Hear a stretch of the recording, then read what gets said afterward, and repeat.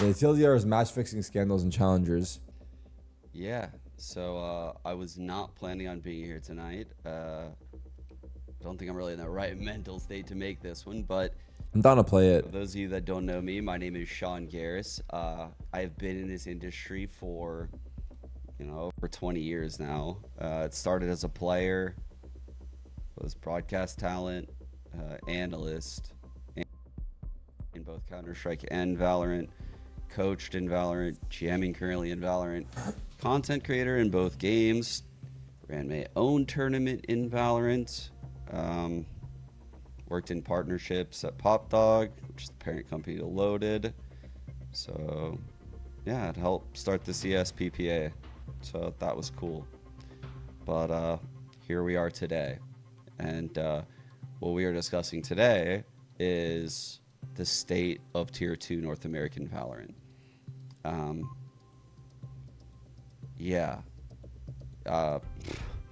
It is infected. Match fixing, cheating, underground gambling rings, people making hundreds of thousands of dollars. That's insane. On these games that are rigged. That's insane. These guys are lost. I was on Complexity on the other side of things when iBuyPower threw a game. We were making $300 a month before VC money. iBuyPower had no salary, but they threw that game for $700 of Counter-Strike skins. This is for ranked too. I've stumbled into. I've been looking into this for quite a bit now, and it's about time that I guess it came out. I mean, I was trying to clear people behind the scenes and do due diligence, get through the proper channels. Riot is doing their own investigation. NA Challengers is doing theirs as well. I'm sure some other people are aware also.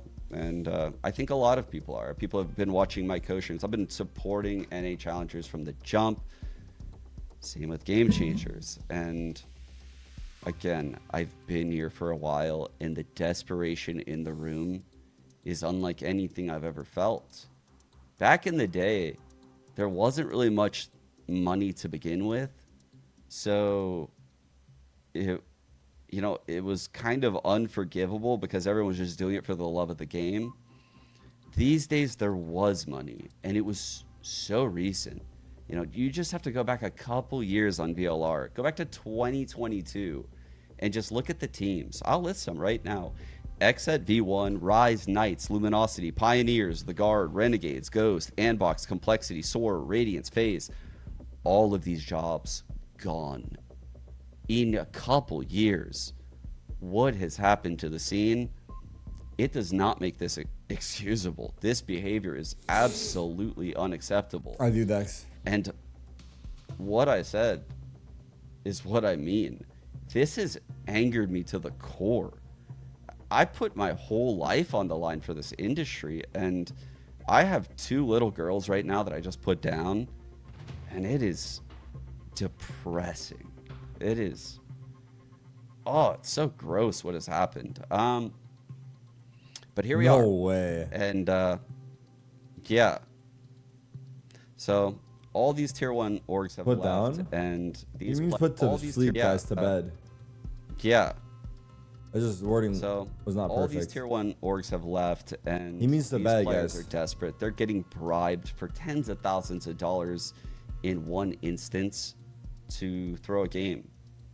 Could even be to People are just fix a not ranked understanding game, the wording.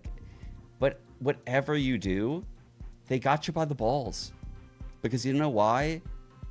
They don't go away, and they can blackmail you for eternity. That's how this game works. And I thought people knew that from the Counter-Strike days, but I guess people forgot. And these days, the stakes are way higher. So not only are these people stealing money from the people that are gambling, which is one thing, they're also stealing the livelihood of the players that are actually doing it fair. The people that actually put the blood, sweat, and tears into this industry to build it. And that's what angers me the most. So I'm not ready to talk about what I've found. It would take me hours The rabbit hole goes so fucking deep. It's insane. And it's infuriating. It really is. I'm trying to clear as many people as I can. I want people to be innocent. I don't like this. This doesn't feel good. So if you're innocent, what I do recommend is you do this. You screen record everything right now. You document it all. Because what I know about this, you won't have it for long. These motherfuckers are going to be gone, and you will be left holding the bag, and no one will believe you. So, again, document it all. I have evidence of many, but holy shit, dude, this is gross. So with that said, yeah, stay tuned for a fucking banger next week, chat. Okay, so you kind of heard it there. I think that's, yeah, I saw it. Like I said, I saw it this morning. I was in bed. Bro dropped the trailer. It's a crazy comment, dude. It's really early, and Sean and I talked about it on Monday for about an hour, so but we will find out the findings once Riot do their due diligence, but they hope they take it seriously and bring it all down because tier 2 needs to be rebuilt. Damn. Haven't seen him this upset since Sykkuno went 7-1 against him. Not gonna lie, I was not ready for this. I'm super angry and wish I had more time. It wasn't even my reach that caused this league. It's so frustrating that happened. Yeah, this, I mean, I don't exactly, I personally have no idea about any of this, like how in depth it goes, but in terms of like, well, it seems like it's throwing in tier 2 matches, or gambling, or crypto throwing, or ranked. I don't know. There's a lot more apparently. Mr. Funhaver made these claims earlier today on stream.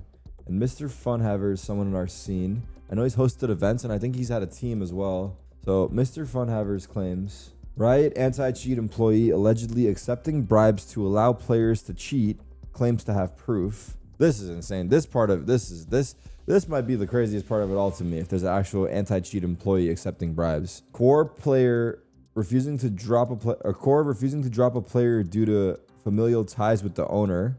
Does that mean family ties? That means family ties, right? So that means that a player is related to the owner somehow, like a cousin or uncle, and didn't get dropped because of that. I mean, that's low-key. I mean, that's not funny, but that's fucked. Some players are under investigation for cheating and win trading. So this is kind of what we're hearing about right now. Liga Ace admins are inconsistent and lazy with rulings. Riot required Liga Ace to include TO representation to assist with the transition process, but he's unsure if it happened. Players reportedly making significant amounts through win trading in tier 2, leveraging bettors hitting massive parlays. His team was approached.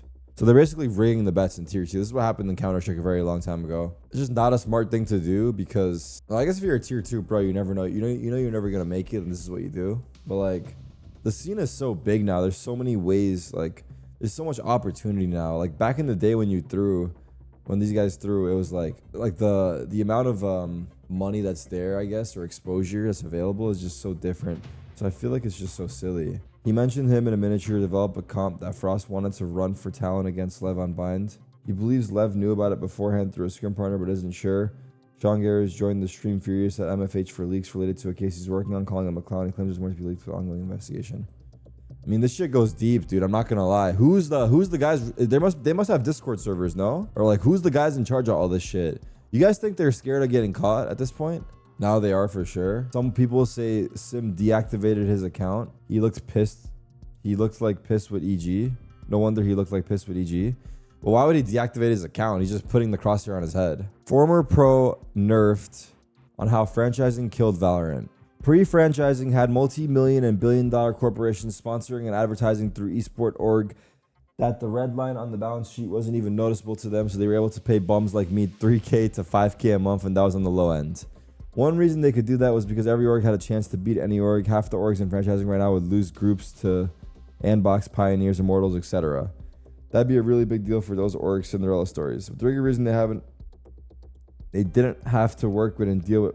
But the bigger reason is they didn't have to work with and deal with Riot and could advertise and sponsor how they wanted, putting it all through a closed pipeline, making it more costly and restricted on something they were already losing money on. So why bother?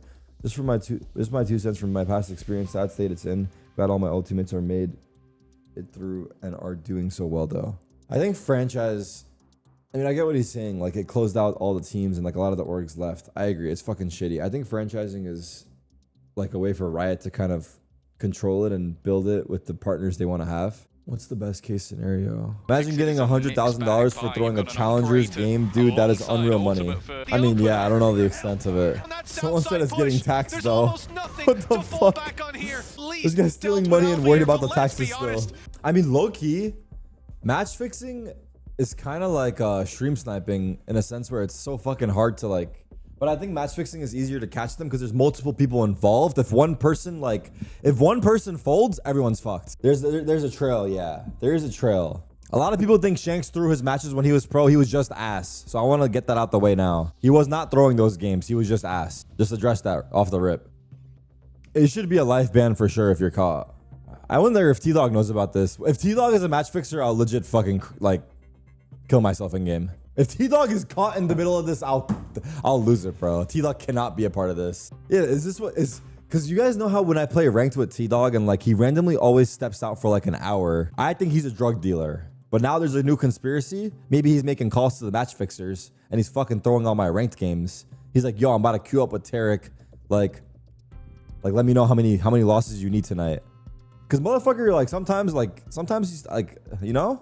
I don't know what he's doing in these hour breaks. America saw Simon crashing out on EDG, saw Frost crashing out on Termi, and saw Durka crashing out on Trex. But let me tell you one thing. Nobody can beat the kings of drama. You thought anyone was really going to settle for their Chet chicken nugget drama? Of course not. Okay, this went too far. This fan fiction went too far. Whoever was typing this, I can feel you foaming at your mouth. No joke. You need to close your mouth, bro. You got too excited with this comment, dog.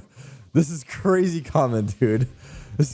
This guy's literally fucking drooling on his keyboard typing this. Guarantee rancor / envy is involved. Bet my first unborn child on it at me.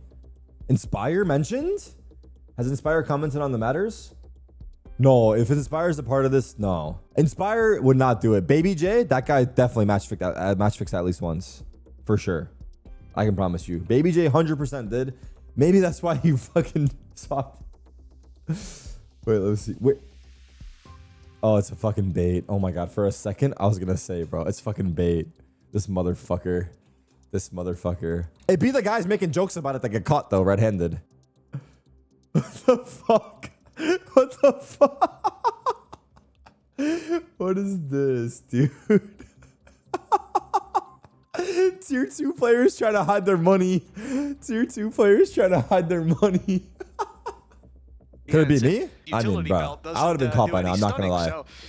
You would have asked me if I was involved in the throws, and you could have seen from my reaction to that question. I'd be like, nah, I don't know what you're talking about. I suppose, although throws?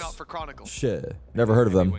The thing is about the tier 2 stuff, once one person is banned, you think it'll scare other people? Like once someone gets banned, like is it likely to stop others from trying to continue to do it? Or are they going to try to like hide more? I don't know. Dude, I'm not going to lie, with stuff like this match fixing stuff, like let's say there's one person on a team, like let's say the whole team doesn't even know. It's just one guy that's intentionally sabotaging the rest of his teammates in the match. Like he's whiffing there, he's giving a bad comm there. And like his teammates have no idea, but he's throwing the game. Like it doesn't even have to be the whole team. You know what I'm saying? It doesn't even have to be the whole team. The guy could like intentionally like fuck it up on his own. That's basically what I do in ranked, but I'm trying my hardest. WJNM. Bro, just imagine that scenario though. Like your teammate is throwing and you have no idea. That I didn't even think about that possibility till now. Because I thought it would just be the whole team as a part of it. But there can be just one guy fucking it over. Yeah, the problem is, like, if one person on the team gets caught, how does the other guys on the team prove their innocence? That's the next problem, right? Let's say one guy on the team, sorry I'm distracting the game, but one guy on the team gets caught, how does the other guys prove they're innocent?